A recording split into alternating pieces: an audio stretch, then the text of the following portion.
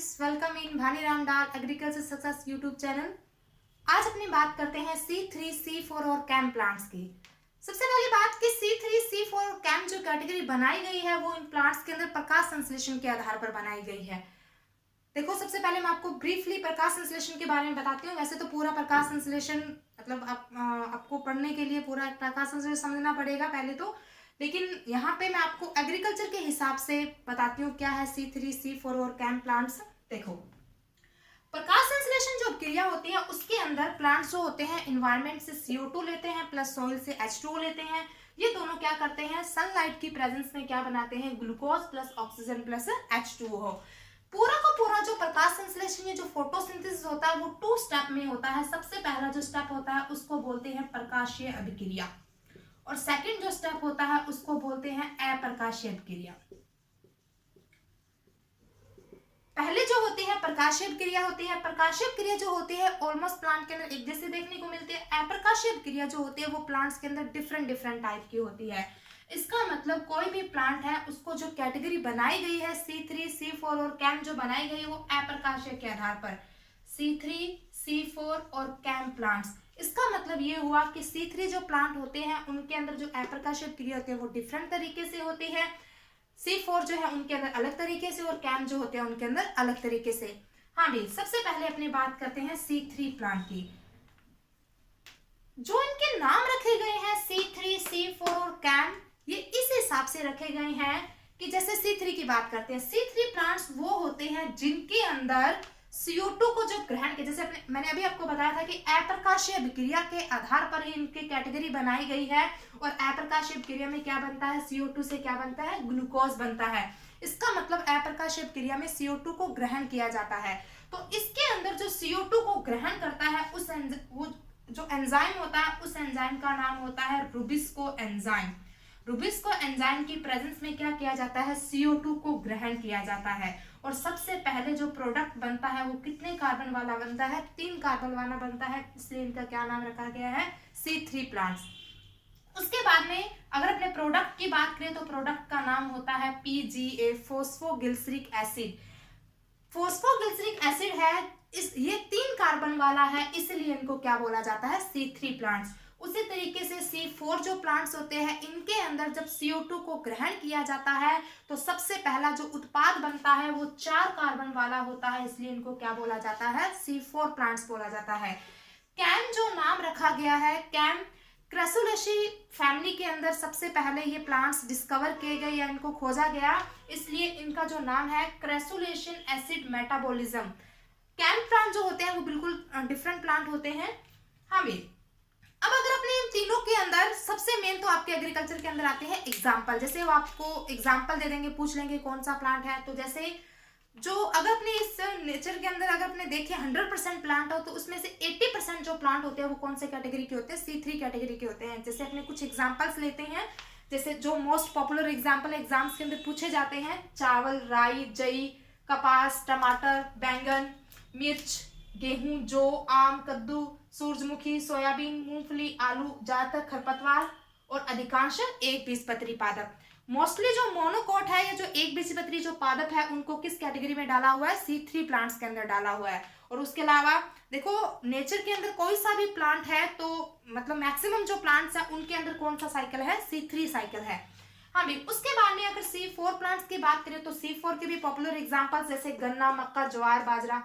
अब मैंने अभी आपको बताया था कि जो मोनोकोट प्लांट है उनको मेनली किस में डाला हुआ है, मोस्टली जो मोनोकोट प्लांट है उनको C3 में डाला हुआ है। ये गन्ना, मक्का, ज्वार, बाजरा चारों के चारों जो प्लांट है वो मोनोकोट है, मतलब एक बीजपत्री है, फिर भी इनको C4 में डाला हुआ है। इसलिए ये जो है ये पॉपुलर एग्जाम्पल है और एग्जाम्स के अंदर बहुत बार पूछे जाते हैं, गन्ना, मक्का, ज्वार, बाजरा। उसके अलावा और भी एग्जाम्पल है, यूफोर्बिया हो गया, चिनोपोडियम घास होगी, एमरैंथस हो गया और अधिकांश खरीफ की फसलें। इसके अंदर जो है मैंने ऐड नहीं किया, इसके अंदर जो रबी की फसलें हैं, रबी की जो फसलें हैं मतलब रबी की फसलें जिनको रबी की फसलें जो होती हैं उनको अक्टूबर और नवंबर में बोया जाता है, मतलब उनका जो सॉइंग टाइम होता है वो अक्टूबर और नवंबर होता है। तो अधिकांश रबी की फसलें हैं वो भी किस में डाली हुई है, C3 में डाली हुई है। और अधिकांश जो खरीफ की फसलें हैं वो किस में डाली हुई है, C4 में डाली हुई है। अब अगर अपने इन तीनों के अंदर डिफरेंस करें, जैसे अपने C3, C4 और कैम कैम प्लांट्स की बात करें तो C3 जो प्लांट होते हैं उनके अंदर सबसे पहले जो CO2 को ग्रहण करने वाला एंजाइम होता है वो होता है रुबिस्को एंजाइम। सबसे पहली बात, इनके अंदर सबसे पहले जो CO2 को ग्रहण करने वाला एंजाइम जो होता है वो होता है पेप्टेज एंजाइम, और इनके अंदर भी कौन सा होता है, पेप्टेज एंजाइम होता है। सबसे पहली बात। सेकंड, ये जो प्लांट्स होते हैं C3 प्लांट्स में सबसे पहले CO2 को ग्रहण करने के बाद जो पहला प्रोडक्ट बनता है वो 3 कार्बन वाला होता है जिसका नाम होता है PGA। इसकी फुल फॉर्म होती है फॉस्फोग्लिसरिक एसिड। इनके अंदर जो सबसे पहला प्रोडक्ट बनता है वो 4 कार्बन वाला होता है जिसका नाम होता है ऑक्सैलो एसिटिक एसिड, जिसको शॉर्ट में कैसे लिखते हैं, OAA से लिखते हैं। उसी तरीके से कैम प्लांट जो होते हैं इनके अंदर में जो फर्स्ट प्रोडक्ट बनता है वो कौन सा होता है, ऑक्सैलो एसिटिक एसिड। ये जो प्लांट होते हैं इन दोनों से बिल्कुल डिफरेंट प्लांट है। C3 जो प्लांट होते हैं मेनली वो 25 to 30 डिग्री टेम्परेचर पे मतलब सर्वाइव करते हैं। इनके अंदर सबसे बढ़िया फोटोसिंथेसिस होता है। ये जो प्लांट होते हैं ये लगभग 30 से 40 डिग्री टेम्परेचर पे सबसे बढ़िया प्रकाश संश्लेषण करते हैं। कैम प्लांट्स होते हैं, सबसे पहले अपने कैम प्लांट्स के एग्जांपल्स की बात करते हैं, जैसे मास्लोद्भिद पादप। मास्लोद्भिद पादप मतलब सकुलेंट प्लांट्स, जो या बोल सकते हैं मरुद्भिद पादप, ऐसे पौधे जो हमेशा ही पानी की कमी से जूझते हैं। तो कैम प्लांट्स में उन्हीं कैटेगरी के प्लांट्स को डाला हुआ है, डंडाथोर, कैक्टस, अगेव, पोदिना, आर्किड, पत्थर चट्टा, अनानास, अधिकांश क्रेसुलेसी कुल के पादप। और नीचे देखो मैंने क्या लिखा, जल संरक्षण दक्ष पादप। मतलब ये हुआ कि ये जो प्लांट्स है ये डेजर्ट एरिया के प्लांट है, मतलब ये हमेशा ही पानी की कमी से जूझते हैं। तो ये इस कमी को दूर करने के लिए ये क्या करते हैं, ये जो फोटोसिंथेसिस का जो प्रोसेस है, बाकी जो प्लांट्स होते हैं वो तो क्या करते हैं, दिन में करते हैं, लेकिन ये जो प्लांट्स होते हैं ये फोटोसिंथेसिस का प्रोसेस क्या करते हैं, रात में करते हैं। मतलब ये हुआ कि मेनली जो प्लांट्स होते हैं वो दिन में CO2 को ग्रहण करते हैं और ऑक्सीजन रिलीज करते हैं, लेकिन ये जो पौधे होते हैं ये रात में CO2 को ग्रहण करते हैं और कौन सी गैस रिलीज करते हैं, O2। इसका मतलब इन प्लांट्स को अगर अपने जिस कमरे में सोते हैं उस कमरे में रखेंगे तो बेनिफिशियल होंगे। क्यों? क्योंकि ये प्लांट्स क्या कर रहे हैं, रात को CO2 लेते हैं और ऑक्सीजन देते हैं। ऑक्सीजन जो फ्रेश एयर, मतलब हर किसी एनिमल जो होता है वो रेस्पिरेशन या श्वसन के अंदर यूज करता है। तो इस तरीके से C3, C4 और कैम जो कैटेगरी बनाई गई है वो प्रकाश संश्लेषण के आधार पर बनाई गई है। हाँ, एक चीज और, जो C4 प्लांट होते हैं उनकी पत्तियों के अंदर एक विशेष प्रकार की एनाटॉमी या आकारिकी देखने को मिलती है जिसको क्या बोला जाता है, क्रेंच एनाटॉमी। आपसे ये भी क्वेश्चन पूछा जा सकता है कि क्रेंच एनाटॉमी है वो कौन से प्लांट्स के मेन कैरेक्टर है, तो वो कौन से प्लांट का मेन कैरेक्टर है, C4 प्लांट का। तो इस तरीके से C3, C4 और कैम है, सबसे मेन तो है इनके एग्जाम्पल्स, मतलब जो एग्जाम्स में पूछे जाते हैं। उसके बाद में इनकी बात आती है प्रोडक्ट की बात। C3 जो प्लांट है उनका नाम इसीलिए दिया गया क्योंकि इनके अंदर फर्स्ट स्टेबल जो प्रोडक्ट है वो PGA जो 3 कार्बन वाला होता है, इनके अंदर जो बनता है वो 4 कार्बन वाला होता है, ऑक्सैलो एसिटिक एसिड, इसलिए इनको C4 प्लांट बोलते हैं। कैम प्लांट इसलिए इनका नाम रखा क्योंकि इनको सबसे पहले जो डिस्कवर किया, ये सबसे पहले जो सबसे ज्यादा जो देखा गया था वो किसके अंदर देखा गया था, क्रेसुलेसी फैमिली के अंदर देखा गया था। उसके अलावा इनके साइंटिस्ट की बात करते हैं। C3 साइकिल है उसके बारे में सबसे पहले कैल्विन और बेंसन नाम के साइंटिस्ट ने बताया था। C4 जो प्लांट है उसके बारे में हैच व स्लैग नाम के साइंटिस्ट ने बताया था, और जो कैम प्लांट है उनके बारे में सबसे पहले रूहानी ने बताया था। इस तरीके से C3, C4 और कैम जो प्लांट है उनका जो क्लासिफिकेशन किया गया है वो प्रकाश संश्लेषण के आधार पर ही किया गया है। एग्जाम्पल्स है, मेनली जो प्लांट्स होते हैं सब प्लांट्स के अंदर जो मैक्सिमम 80% जो प्लांट है वो C3 कैटेगरी के हैं। कुछ मैंने पॉपुलर एग्जाम्पल डाल दिए हैं।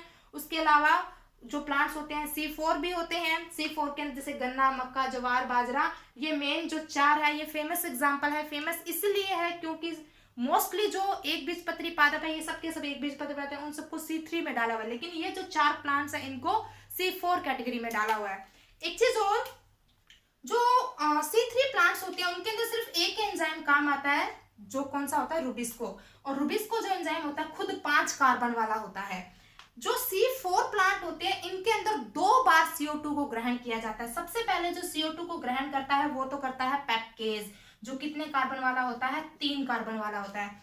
उसके अलावा C4 प्लांट के अंदर रुबिस्को एंजाइम भी होता है। इसका मतलब C4 जो पौधे होते हैं उनके अंदर CO2 को 2 बार ग्रहण किया जाता है।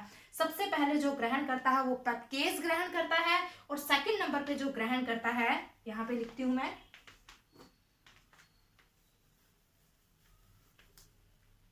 सेकंड नंबर पे जो इनको ग्रहण करता है वो कौन सा एंजाइम होता है, रुबिस्को एंजाइम। इसका मतलब ये हुआ कि जो रुबिस्को एंजाइम है वो C3 में तो काम में आता ही आता है, उसके अलावा C4 प्लांट में भी काम में आता है।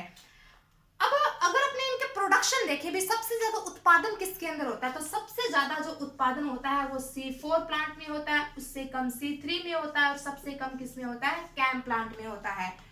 C4 के अंदर सबसे ज्यादा प्रोडक्शन का कारण ये है कि इनके अंदर CO2 को ग्रहण करने वाले दो एंजाइम है। एक तो कौन सा है, पैक्टेज एंजाइम है, सेकंड कौन सा एंजाइम है, रुबिस्को एंजाइम है। दूसरी बात, जो C4 प्लांट होते हैं उनके अंदर प्रकाशीय शोषण नहीं होता। अब ये प्रकाशीय शोषण क्या होता है, प्रकाशीय शोषण जो होता है वो प्लांट्स के लिए हानिकारक होता है, और C4 जो प्लांट होते हैं उनके अंदर बिल्कुल भी प्रकाशीय शोषण देखने को नहीं मिलता। C3 जो पौधे हैं उनके अंदर प्रोडक्शन कम होने का कारण यही है कि इनके अंदर प्रकाशीय शोषण होता है। कैम प्लांट जो होते हैं उनके अंदर प्रोडक्शन सबसे कम होता है। क्यों? क्योंकि कैम प्लांट जो होते हैं ये हमेशा ही पानी की कमी से जूझते हैं, इसलिए दिन में ये अपने रंध्रों को नहीं खोलते। दिन में रंध्रों को नहीं खोलेंगे तो ये गैसेस का एक्सचेंज नहीं कर पाएंगे। इसका मतलब इनको प्रकाश संश्लेषण करने के लिए जो O2 की आवश्यकता होती है उस वो कब लेते हैं, रात में लेते हैं। रात में थोड़ी बहुत CO2 लेते हैं और उससे क्या करते हैं, अपना काम चलाते हैं। इसलिए इनके अंदर तो प्रोडक्शन क्या होता है, वैसे ही सबसे कम होता है। तो इस तरीके से C3, C4 और कैम प्लांट जो कैटेगरी बनाई गई है वो प्रकाश संश्लेषण के आधार पर बनाई गई है। मेन जो है वो एग्जाम्पल है, उसके बाद में इनके प्रोडक्ट है। हाँ, इसके अंदर जो होता है कैम के अंदर भी दो एंजाइम काम में आते हैं। पहला जो होता है पैक्टेज होता है, दूसरा कौन सा होता है, रुबिस्को एंजाइम होता है। अब एक चीज ध्यान रखना, जहां जहां पे रुबिस्को एंजाइम काम में आता है इट मींस उनके अंदर C3 होता है। तो आप ये कह सकते हैं कि C3 में सिर्फ रुबिस्को एंजाइम काम आ रहा है, इसलिए इनको ओनली C3 प्लांट्स बोलते हैं। C4 जो है उनके अंदर पैक्टेज भी काम आ रहा है और रुबिस्को एंजाइम भी काम आ रहा है, यहाँ लिखा मैंने अभी। तो दोनों एंजाइम काम आते हैं। इसका मतलब C4 प्लांट के अंदर C4 तो है ही है, उसके साथ साथ कौन सा साइकिल है, C3 साइकिल भी है। क्यों? क्योंकि C3 साइकिल में कौन सा एंजाइम काम में आ रहा है, रुबिस्को एंजाइम काम में आ रहा है। जो कैम प्लांट्स है, कैम प्लांट के अंदर भी C3 साइकिल है। क्यों? क्योंकि इनके अंदर भी कौन सा एंजाइम काम में आ रहा है, रुबिस्को एंजाइम काम में आ रहा है। रुबिस्को एंजाइम खुद जो होता है 5 कार्बन वाला होता है। पैक्टेज एंजाइम जो खुद होता है वो कितने कार्बन वाला होता है, 3 कार्बन वाला होता है। C3 प्लांट में सबसे पहले CO2 को ग्रहण करने के बाद सबसे फर्स्ट जो स्टेबल प्रोडक्ट बनता है वो कौन सा होता है, PGA, जो 3 कार्बन वाला, इसलिए इनको C3। 4 कार्बन वाला इसको, इसलिए इनको जो प्रोडक्ट होता है ऑक्सैलोएसिटिक एसिड, इसलिए इनको क्या बोलते हैं, C4 प्लांट। और इनको क्रैसुलेसी फैमिली में देखा गया, इसको कैम प्लांट से कहते हैं। Thank you.